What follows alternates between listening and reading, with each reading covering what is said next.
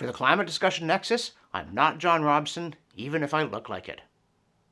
At least I might not be, to anyone who's also willing to believe that thing in federal Conservative leader Erin O'Toole's long-awaited climate plan is not a carbon tax, indeed, quote, not a tax at all, end quote, or that it is conservative. Or that it's workable, including declaring that, quote, we will fight climate change, end quote, but without having the carbon price go past a feeble $50 a ton. Another pledge that appears to be, well, firm but flexible. O'Toole is predictably being praised by the usual suspects, the commentariat who think the key to modern conservatism is to ditch the conservatism, lunge for the brass ring, and miss. But the plan has the worst of all possible worlds, from breaking his no-carbon tax pledge, to combining carbon taxes with baroque regulations, to being full of expensive plans to pick winners, to being timid, including a mandate for, quote, 30% of light-duty vehicles sold to be zero emissions by 2030, end quote, by which point we're already meant to have met our Paris climate commitment by cutting emissions 30% from 2005 levels. And it's even harder to justify the scheme whereby every time we buy fuel, we get credits in a, quote, personal low-carbon savings account, end quote, and then Canadians can, quote, apply the money in their account toward things that help them live a greener life, end quote, like buying another bicycle or a new efficient furnace.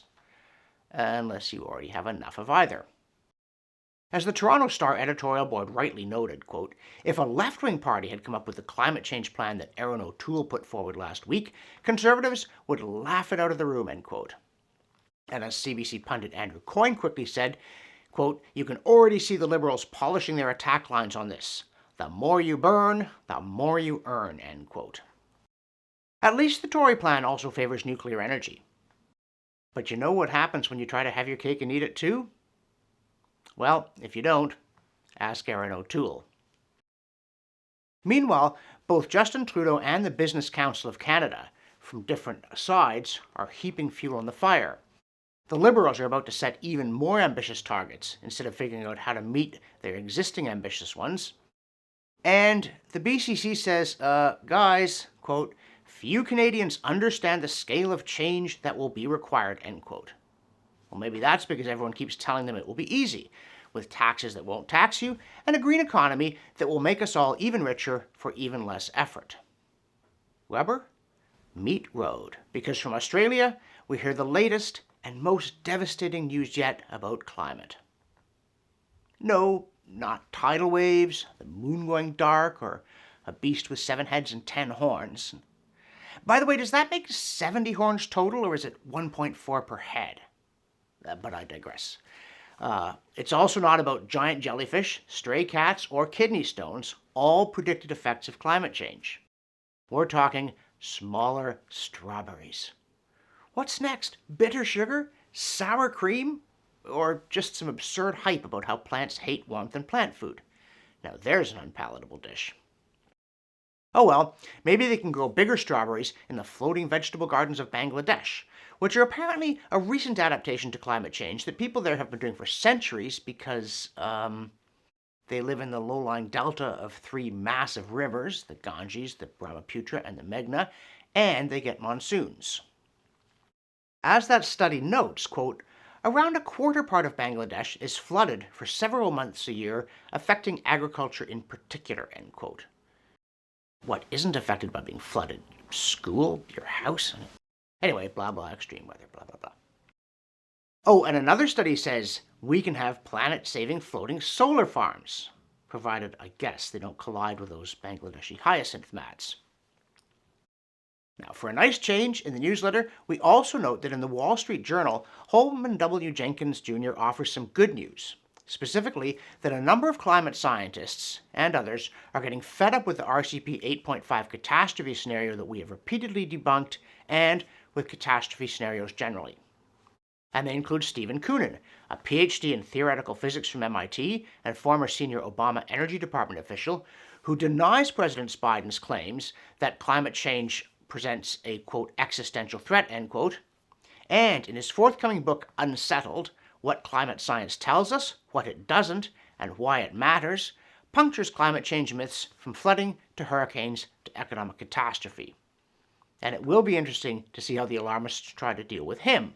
Will it be scorn, silence, or scornful silence? Now, back to our regularly scheduled nonsense, and in fact to Australia, because we also talk about Australia's Climate Council saying, we're all gonna, etc., and demanding that Canberra cut emissions by 75% from 2005 levels by 2030 and hit net zero by 2035, which is just 14 years away, and naturally prompted one, quote, prominent Australian climate scientist, end quote, to object that this target isn't nearly ambitious enough. Well, sure, let's do it by next Tuesday, and I mean morning. This week's newsletter also introduces a new feature called Dare You to Post It on Facebook. You see, since Facebook is setting up a large fact-checking unit to, quote, combat misinformation about climate change, for instance, we imagine things like there's a debate over climate change, we're offering you some denialist propaganda above the fold and inviting or daring you to post it on Facebook and see how quickly it gets you censored. But we also offer you, below the fold, the actual scientific source, so that you can send that to Facebook and try to get pardoned. And this week's inaugural dare, quote, I keep hearing people say climate change is causing more flooding, but it's nonsense. Where? When? There's no evidence flooding is any worse now in Canada or the United States than it was 100 years ago, end quote. Banned yet? Then tell them it's from the IPCC's own 2012 Special Report on Extreme Weather, which reported on page 176, quote, in the United States and Canada during the 20th century and in the early 21st century, there is no compelling evidence for climate-driven changes in the magnitude or frequency of floods, end quote. If you really want to annoy them, you could also mention, courtesy of co2science.org, that disastrous climate predictions by computers programmed to predict climate disaster say warming will cause soil organic carbon to de-organic or something, pouring CO2 into the air in yet another of those lethal positive feedback loops that those computer models love. But a look at the last third of a century, and yes, once again Australia, specifically Queensland, reveals that the greening of the planet is not secretly a browning here either. So, once again, the computer's screen planted. And co2science.org also provides to us an Iranian study of sorghum, which is one of the newer C4 plants that evolved to cope with historically low atmospheric CO2 levels, one of the few major crops that is C4, by the way, along with corn. And that study found that, in fact, sorghum handles drought better if there's more CO2. At some point, these results will stop surprising people, right? As will the disastrous implosion of various cunning plans to rally around the white flag on climate like Erin O'Toole's. Until then, for the Climate Discussion Nexus, I really am John Robson, and you really should subscribe and send us money.